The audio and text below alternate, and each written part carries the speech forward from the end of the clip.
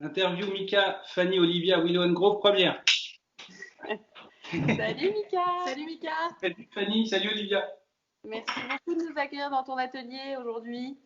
Je vous en prie. On a de la chance, on aimerait bien être là avec en toi. chair et en os, mais bon, on fait ce qu'on peut avec ce qu'on a, et c'est déjà Exactement. pas mal. C'est déjà pas mal. Alors raconte-nous, c'est là où tu crées, tu rassembles tous les éléments que tu as trouvés au gré de tes pérégrinations? Exactement, là on est sous les toits de Paris, dans le 11e arrondissement, 7e étage. Et c'est mon atelier, c'est là où je vis aussi. Et c'est là où je me ramène, je collecte, où je découpe le bois, les morceaux que je peux trouver, que je fais usiner. C'est là que je les peins, que je les dispose sur mon plan de travail. Et c'est là où je compose voilà, les petits bas-reliefs que vous avez chez Willow Grove. Ouais.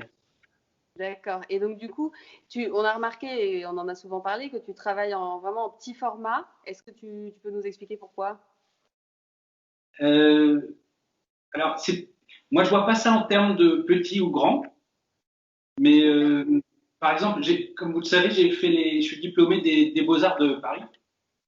Et il y a une anecdote, lors d'un cours, un de nos professeurs nous avait demandé à chacun de lui signifier l'échelle de la Lune avec ses mains.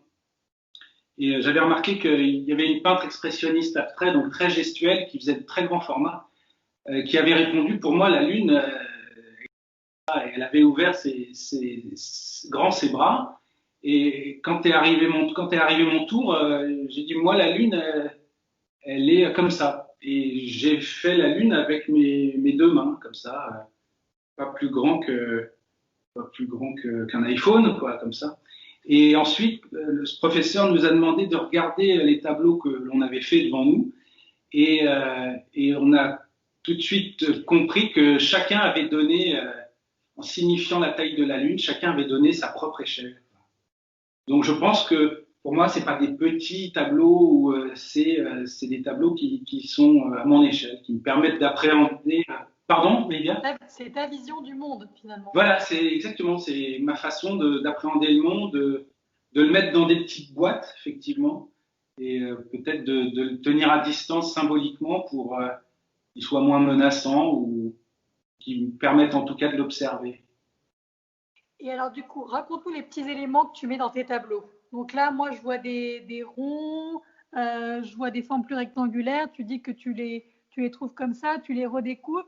Il y a des formes parfaites comme ça. J'imagine que ça vient d'un élément en particulier, par exemple. Ça, ouais, précisément, les ronds de différentes tailles, c'est des éléments que je trouve dans les théâtres. Parce que le soir, je suis machiniste dans les théâtres, donc je suis amené à assembler, démonter, peindre, réparer des décors de théâtre. Et souvent, on trouve des morceaux dans les théâtres de bois et je les récupère et je les taille, comme souvent les demi-cercles. Celui-là, je crois que c'est Hexastis, c'est qui vient des étoiles, c'est ça? Exactement. Voilà. Et donc, tu remarques, Fanny, que l'axe central, c'est une règle d'écolier que j'ai trouvée sur une brocante cet été en Bretagne. À côté, pareil, il y a un morceau de thé d'architecte, voilà, déjà avec le trou et ce petit bouton qui donne l'impression d'être en bois, mais qui en fait est en résine que j'ai trouvé dans la rue et voilà, qui m'a permis de composer et de terminer ce tableau. Avec son très joli titre, donc Ex Astris, qui vient des étoiles. C'est ça, Ex Astris qui vient des étoiles, en opposé à Ad Astra qui va vers les étoiles. Très beau. Et du coup, ces titres, tu les trouves après avoir fini tes compositions ou pendant que tu crées? Souvent, je remarque que le titre arrive quand le tableau touche à sa fin. Et quelquefois, quand le titre met du temps à venir ou ne vient pas, c'est mauvais signe, c'est que le tableau va pas être gardé parce qu'il n'est pas cohérent. Voilà. Le titre arrive souvent avec les derniers éléments du tableau. J'ai remarqué ça. Oui. Donc, il a vraiment une importance capitale. Parce que c'est le point, la cerise sur le gâteau. Et aussi la boucle. La boucle est bouclée. C'est des sortes de clés que je propose au regardeur. C'est un titre libre ensuite à elle ou à lui de voir ou le sens du titre ou d'aller ailleurs. C'est juste une clé d'entrée, mais c'est pas didactique, c'est pas. Ouais. Parce qu'il faut savoir qu'il y a quand même une énorme part d'aléatoire aussi dans ton travail. Le jeu du hasard, déjà la notion de jeu, mais aussi celui du hasard, qui fait que du coup tu composes un peu au gré des mouvements, des essais que tu fais avec les pièces. Absolument, c'est tout à fait ça, Olivia. Le jeu du hasard, c'est très bien dit, parce que je revendique cette notion de jeu, un peu comme un enfant. J'ai pas beaucoup grandi, donc mes jouets ont changé, mais je continue. J'ai la chance de pouvoir continuer à jouer tous les jours ici dans l'atelier. Et souvent, les tableaux, je trouve, fonctionnent mieux quand je ne vais pas vers ce à quoi je pensais au départ. Voilà. Et l'autre fois, Olivier, je te disais, j'étais parti déjeuner une matinée, ça marchait pas trop bien, j'avais du mal à faire avancer le tableau. En revenant avec mon déjeuner, j'ai poussé les éléments de bois sur mon plan de travail.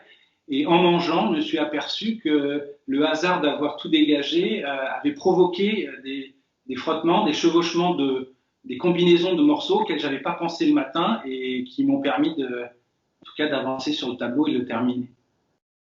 Ouais, donc un processus un peu magique et en tout cas hyper poétique qu'on retrouve dans tes magnifiques petits reliefs qui sont aujourd'hui en ligne.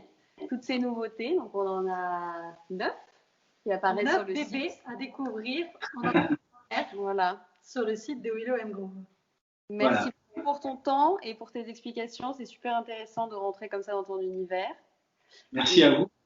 Et à très bientôt, on espère. Merci Mika, oui, à bientôt en vrai. Ouais, à bientôt en vrai. Merci à tout le monde. Merci. Ciao. Travaillez bien. Merci. Ciao.